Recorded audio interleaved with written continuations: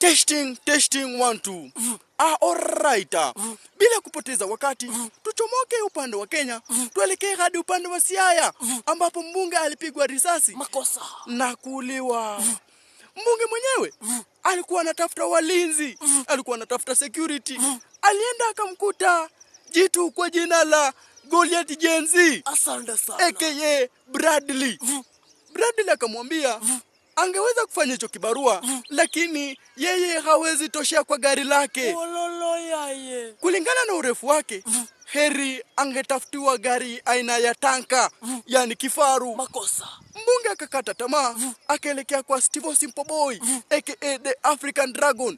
Akamwambia, nataka uniweke ulinzi, maana maisha yangu yako hatarini. Makosa. Lakini Steve Simple Boy akamwambia, mimi nitaweza hata kukuua, kwa sababu nikikohoa tu nikiwa kwa gari lako, moto unaweza toka na uchome gari lako na ututeketeze sisi wote. Mbunge akakata tamaa, akaamua kutafuta tu security wa kumlinda hapa na pale. Lakini siku moja akiwa anachomoka kwenye bunge akielekea manyumbani, alikutana na msiba.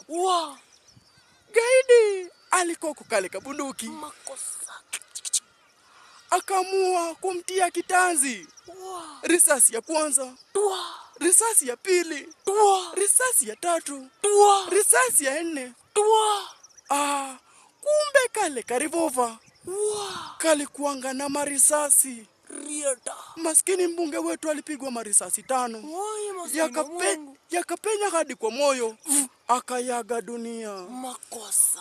Mke wake atafanya nini wala tatenda nini? Watoto wake watafanya nini wala tatenda nini? Ila baba yao ni kwisha maneno. Sasa hivi ni watoto wa mjane. Watafanya nini?